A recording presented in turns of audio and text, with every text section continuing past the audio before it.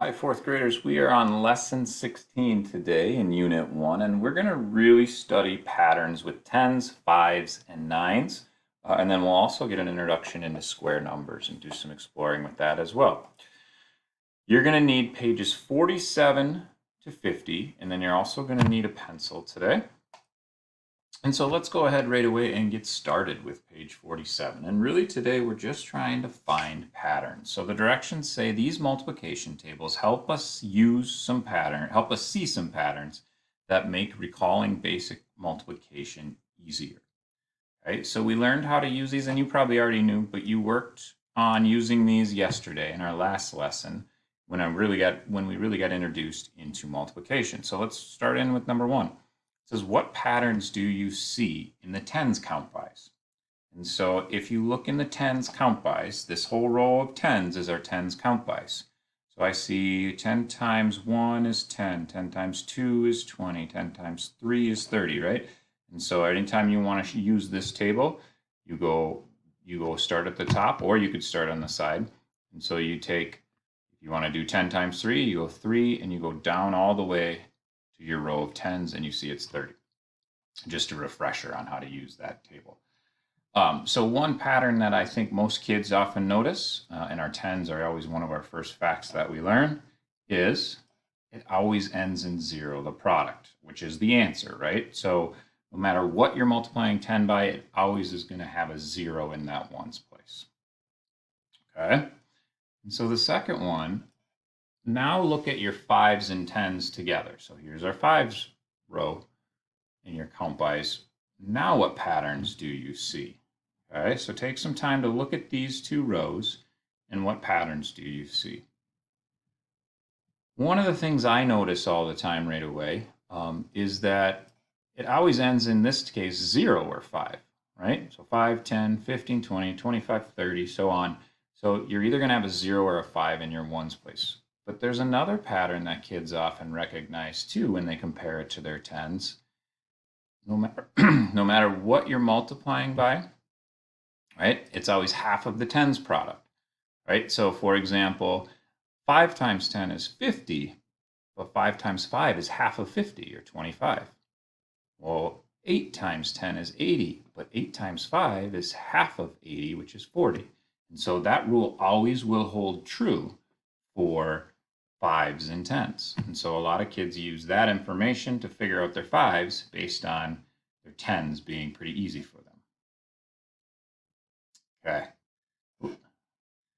Look at the nines count bys. How does each nines count by relate to the tens count by in the next row? So really what we're looking at is the nines compared to our tens. So take a look at that. What do you notice right now? How does your nines count bys compare? Is there a pattern you can find when you compare it to your tens count bys?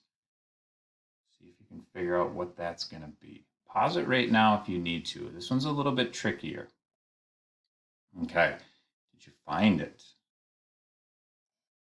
So what you see is really your nines count bys is just one less group than your tens. And so, for example, if we were doing 1 times 10, it's 10. But if you're doing 1 times 9, it's one less group, and it's only one group, so it's 10 minus 1, right? So really it's your answer to your times 10 minus what you're multiplying by, all right? And so if we look at our 3 times 10 and 3 times 9, for example, 3 times 10 is 30, but then I'd have to subtract 3 to get back to what 3 times 9 is, 27, right? Look, when I multiply 4 times 10 is 40, minus 4 is 36. I can go all the way ahead to, say, 7 times 10. 7 times 10 is 70, but if I take away that group of 7, so minus 7, I get back to 63. Okay, so what I want you to think about is, how could that help you? Knowing that pattern, right? Knowing that pattern, how could that help you as you're trying to remember your nines? And I'm going to let you think about that one. Okay? And so the next one, though, is also important for our nines. I think this one might even be more helpful. It says, look at the digits in each nines product. what is the sum of the digits in each of the nines product? So when you look at your nines row, if you just add those two numbers together in each sum, in each product, so each answer here, add up the two digits, okay? And if there's only one digit, like in 1 times 9, pretend it's like a 0, right? And so just add it to 0. What do you notice? What does it always add up to? 9, okay? And for me, that's really helpful. But think about if you know every time you're multiplying by 9, between 1 times 9 and 9 times 9, actually 10 times 9, anywhere in between there, your answer should always have its two digits add up to 9. How is that going to help you? See if you can come up with a reason there. Okay. Now on to our 2s, 4s, 6s, and 8s. Look at the 1s digit in all the 2s, 4s, 6s, and 8s count by. Okay. So the 1s digit. So your 1s place. The first few in the 2s, the first several in the 2s, only have a 1s digit. What do they all end in? So for example, 7 times 6 down here is 42. My 1s place is 2. What is every single one of those? Okay, if you look at every single one of those values for 2, 4, 6, and 8, you're going to see that everything always has an even number. Okay, and in fact, anytime you multiply an even number times an even number, you're going to get another even number as its product. That's another kind of trick you can use, or at least a pattern you can look at, because if you're multiplying an even number and it doesn't come out to be even, right? If you're multiplying two even numbers and it doesn't come out to be even, you know you've made a mistake there somewhere. All right. On to number 7. It says, on the multiplication table labeled doubles, look for rows that have products that are double the products in other rows.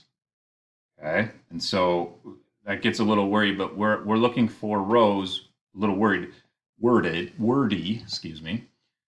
But we're looking for rows where you can find another one below it where each product, each answer is double the one above. So for example, our 4's product double our 2's product. So every answer in our 2's gets doubled by our 4's, right? So 2 times 2 is 4. 2 times 4 is 8. Let's go ahead. 6 times 2 is 12. But if you double that, you get 6 times 4 is 24. Okay. I want you to find as many rows as you can, which are doubles, we'll call those, right? And so 4's double 2's. What other product rows are going to double another product above it? Okay. So see how many of those you can find. There's several of them. And you can pause this now to try and find as many as you can. And then the next step for number 8, how can you find 6 times 9 if you know 3 times 9? Think about that. Use what you learned above about our doubles. That might come in handy. So see if you can come up with an answer to number 8. And then for 9 and 10, there's mistakes in this count by list, right? This product list. So you need to go through and rewrite it so it's correctly. So 3, 6, 9 gets off to a good start, but somewhere along the way it's not correct. Same with our 7. Somewhere along the way it's not correct. Fix it here. Okay.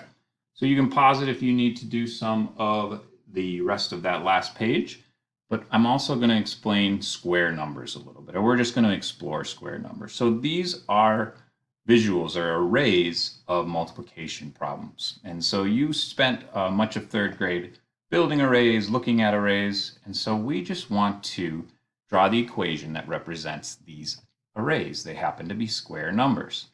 As you're working with this, think about why that might be the case. So number 11, we have 1 times 1 is 1. Number 12, what I did here is I see 2 along the bottom and 2 along the side. So 2 times 2 equals 4. Another way you could figure out what the answer was is you could count all the boxes in between. Okay? And so 13, how many boxes along the bottom and how many along the side is going to tell you what you're multiplying, and your product, your answer, is how many are in between. So write the equations to the rest of these arrays. These are all square numbers. And then we're going to be working with this on page 50 as well. So pause it now, write out all the equations for the square numbers.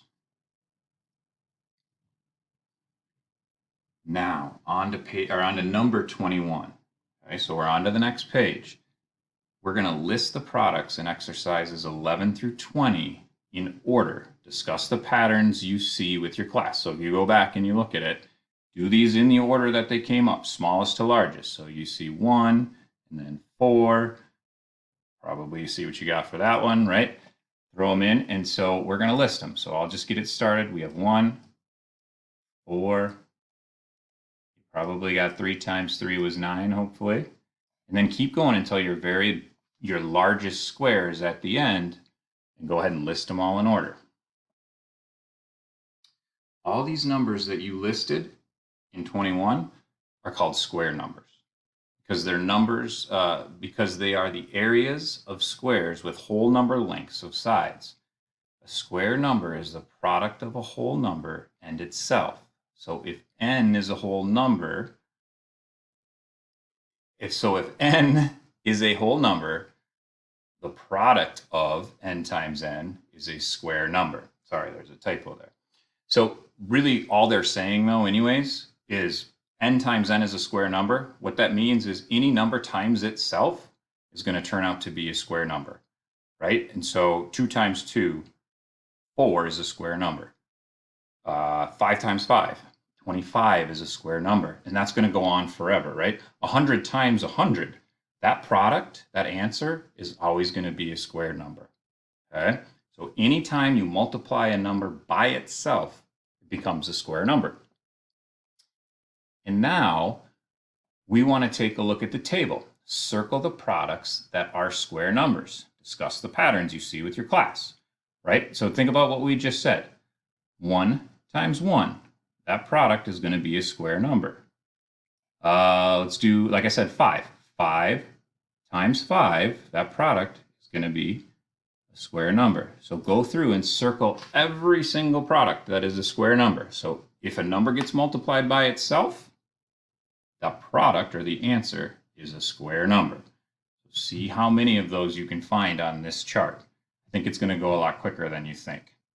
And then try and use some reasoning to explain why is 16 a square number, right? Use the rules of what we talked about earlier. What makes 16 a square number? Okay, pause the video here. Try and get everyone in that chart.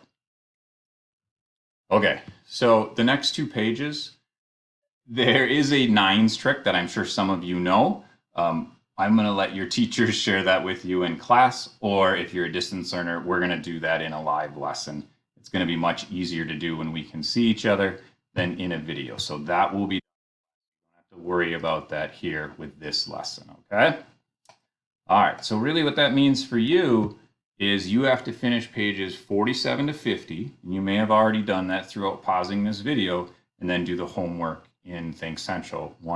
It should say 116. Sorry, that's a misprint there. And then your pages 51 and 52, you'll work on together in class, okay? That's going to be the nines trick with the hands, which can be useful, but it's just going to be easier to do in person. All right, good luck. Reach out to your teacher if you need to, and have some fun with it.